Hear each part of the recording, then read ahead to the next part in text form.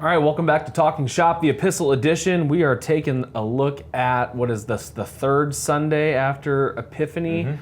We're going to look at 1 Corinthians chapter 1, verses 10 through 18. These next few weeks, we're going to be in 1 Corinthians.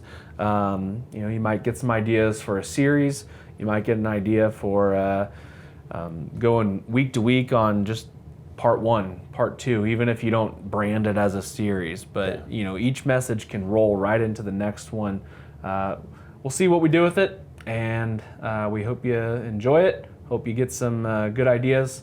And let's get to it. Let's get after it. Yeah. Spit on my Lord in every way, yet I'm still welcome in the arms. We are back in 1 Corinthians. 1 Corinthians 1, last week we had 1 through 9. Now we've got 10 to 18. Kind of a continuation, right, of this idea of, hey, we're in this together. We begin to see better what Paul's doing. Right? He's saying, hey, we're in this together, and now he's going to talk about the issue. Right? He's been celebrating who they are. He's going to talk about the issue. He calls them to be people of agreement, right? People without division, people united in mind and judgment. And if you've ever been to a cantankerous church meeting, right, you know that this doesn't always happen. Right. I made the mistake once of not going to a church meeting. And it became this way, right? And it was such a small thing, and I think it was primarily because they didn't have their, for lack of a better term, their leader there. Right? Their shepherd. They needed somebody to go, well, and to bring them back, and nobody was thinking that way. Yeah. Right? So try not to have meetings without you being there.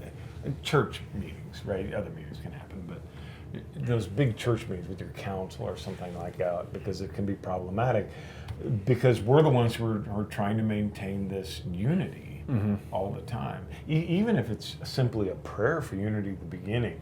Yeah. Just kind of reminds everybody that we're all in this together. Yeah, I always use that prayer from the hymnal. There's all those prayers in the beginning of the hymnal for the beginning of a church council meeting. It's like this long, and it's like that we would be kind and our words would be befitting of Christians and all that stuff. Yeah, no, but that stuff makes sense, and it's a cool reminder. Beginning, this is who we are. This is who we're going to be, so that we don't become what happens in 1 Corinthians 1, 10 to 18, right? Yeah, exactly. Because all of a sudden you get in verse 11 you get Chloe, who is a gossip apparently. Well, I don't know. Can you call it gossip? Maybe. I don't know. She's a snitch either way. She's a snitch. That's right. Snitches get stitches. Chloe goes to Paul and says, "Hey, these guys are arguing, right? Yeah. And the argument is they're saying we follow all different guys. Right? Yeah. Paul, Christ, of course, Peter. Apollos is in there, right? I mean, it's this whole. Everybody's kind of like, I follow this guy, I'll follow this guy, and Paul's like, what? Are we? Is there somebody other than Jesus? I mean, essentially, is his question. Yeah. Well, I mean, but the church does that today, right? Who's your favorite preacher? It's that one guy. You see him on TV all the time. Well, but you're not wrong. I mean, and you even see it in churches, like especially in the first couple of years of a pastor and his tenure there. Yeah. People will go other places, and other people will show up, and it's like, wow, we just didn't connect well with the pastor. And it's like, okay, yeah, but you're not buying slacks at Kmart, I mean, we have such a consumer society. Yeah. Which, I mean, I was always taught that Corinthians is as close as you can get to modern day America. Yeah. In the New Testament. Exactly. Yeah. I mean, you're talking about a consumer brain, right? You're talking about a mercantile society. Yeah. And, I buy from Paul. Well, I buy from Peter. Yeah. And they're I drive a Toyota. Yeah, you I drive a Toyota. Chevy. Yeah, exactly. And I grew up a Baptist, or whatever it is, Right. And it's like, yeah, but we're called to be united in all this, and all those divisions that we can come up with are probably not good for us as a church. And that might even be the law in your sermon, is the tribalism that we face in our day and age. and how actually I've heard this said before that tribalism really, on the one hand is a good thing because it was always meant to protect your people. Sure, and it builds community, it builds camaraderie and all those other things. Yeah. But good things always become an idol. Always. And so I follow Paul. Yeah, right? that's Calvin, right? I don't touch a lot of Calvin. I don't know. The only one. This is the only one. This is the one, right? Yep. The human heart is the great idol factory, right? And Yep. we can make an idol out of anything. Yeah. And it ain't hard to do. Yeah, It no, really is exactly not. right. And his point is in verse 13, hey, we're baptized into Christ alone. Yeah. That's who we're baptized into. The rest of these divisions you're creating don't mean squat. And then he kind of, like verses 14, 15, 16, he's just kind of like talking about it. He's going into it that he's just super thankful that he only baptized a couple of people there, so they couldn't really, say, hey, we're with Paul, and he encourages them. What, verse 15? Let's not say, right, that you're baptized into my name. Don't say it, because that's not cool, because I don't want it. Yeah. And then, of course, verse 16, I don't know if he's had a brain fart or whatever it is, but he can't remember even like what he was doing when he was there. Yeah. He remembers the Stephanus family and that he baptized them and that sort of thing, which, of course, this is part of, as Lutherans, this is part of where we get like our infant baptism defenses and stuff is like here, which is an interesting place for, right? You get the oikonos, right? Mm-hmm. Which was the entire household. It wasn't just the adults. It wasn't those who said, hey, I love Jesus. It was that Stephanus said,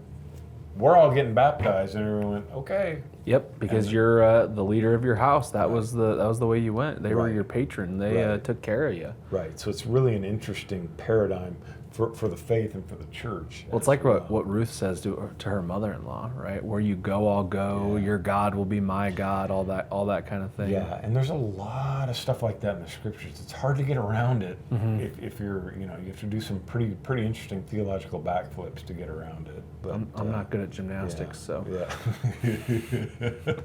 Exactly. Which takes us to verse 17, right? We come out of the gymnastics that he's doing, kind of this 13, 14, 15, 16 section, into 17, where we finally really get some more of the meat of this text. Yep. Again, and basically, it's Christ sent me, right? Yeah. And he didn't send me to baptize you per se, although that could be a good thing, but he sent you to preach. He sent me to preach the gospel. Yeah.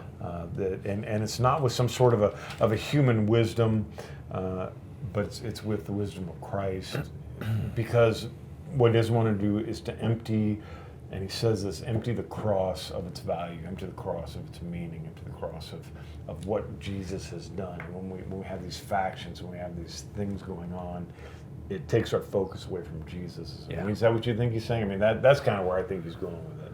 Yeah. Well, and even you could take this in the direction of today, right? Like it, and maybe as a preacher, I think about this stuff too much. Like, oh, there's a sermon in there somewhere. Yeah, you probably do. You hear a good quote, and you're like, there's a sermon in there somewhere. And you're writing it down, trying to remember it. Yeah. And those are words of eloquent wisdom, where like really the message is the cross of Jesus. That's the whole message. If whatever you're looking at doesn't proclaim Christ in some way, then you may want to rethink it. I mean, it's if you do an entire message and it's not, I'm not against some of the kind of the how to live the Christian life stuff. I'm not at all. No, that's the epistles. And I do a lot of it. But if you've gone through how to have more joy in your life and you forgot to talk about Jesus, you might have a good Bible study, you might have a good seminar, you may not have a good sermon. Yeah. Right? And we're talking about two different things there. And it really is, what's the goal of your preaching? Yeah. Right? And he goes, the goal of my preaching, which is should probably be the goal of our preaching as pastors too, since the cross is our theology. Right, is Christ and him crucified, right? And which brings us to verse 18. Yeah. Right? It's one of those cool classic verses that you've heard a lot, which is, the deeper we get into a secular society, right, the more this becomes poignant that Christ is folly to people who don't want him. Yeah. Right. He calls it the perishing, those who are those who are being destroyed, I believe was the word, that it's foolishness, right? Yeah, to those who are apolumenois. Yeah. I didn't probably pronounce that right, but it was good. destroy, perish, lose, yeah. Right, and so it's kind of, it's no wonder that there's such opposition. It's no wonder, we look at it, oh, it's so hard, but this is, I mean, it's been predicted for thousands of years, literally. Yeah. And it happens on a regular basis. It's been happening in every century and every generation. But, right, so we shouldn't wonder that it's so hard for some of our kids, for some of our adults, or some of our parents, and that sort of thing. But it's the power of God for the rest of us. Yeah.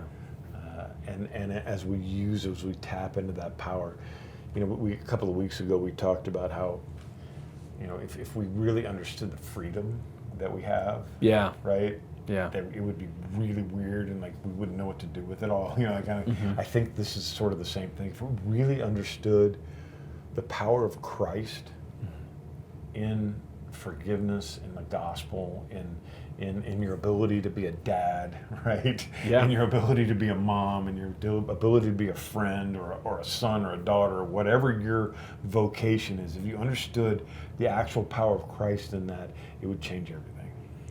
Yeah. And I think too often we underestimate the depth of that power.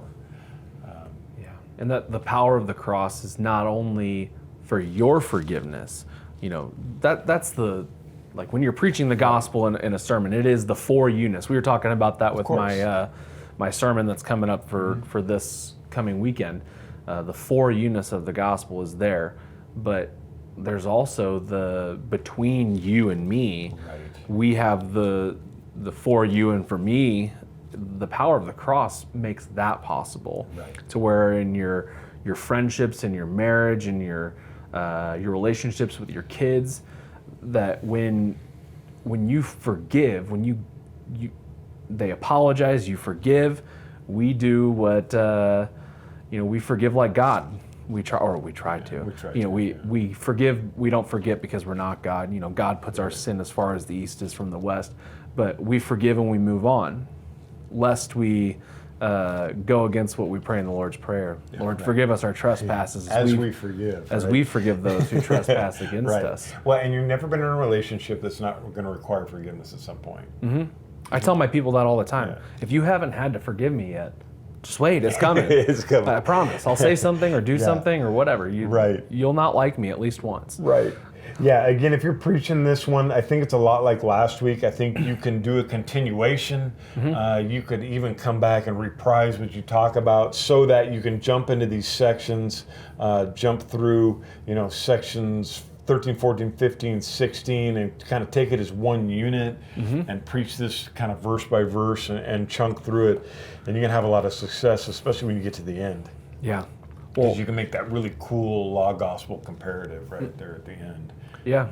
And if we were really thinking about this week by week before we jumped into recording here, we probably could have thought this out as a series, because this whole season of Epiphany, or for Series A at least, uses 1 Corinthians. Yeah, at least these first 3 weeks, right? You get 1 through 9, 10 to 18, and then 19 through the end of it, 31. 18 to 31, yeah. Okay, yeah, 18. So 18, 19 through 31. And then it goes right into chapter 2 for the 5th Sunday after Epiphany. It just keeps going. You could do a Corinthian series if you wanted. Or Unity in Christ, or something, right? You could come up with a really nice series to chunk through this first part of Corinthians through Epiphany. Yep. Good. Well, hey, we hope that gives you some ideas. We hope that's helpful. Like, subscribe, tell us how you're doing it. Tell us what illustrations you're using. We're always looking to steal your stuff too. Yeah. And, and yeah, we'd love to hear from you. God bless your preaching.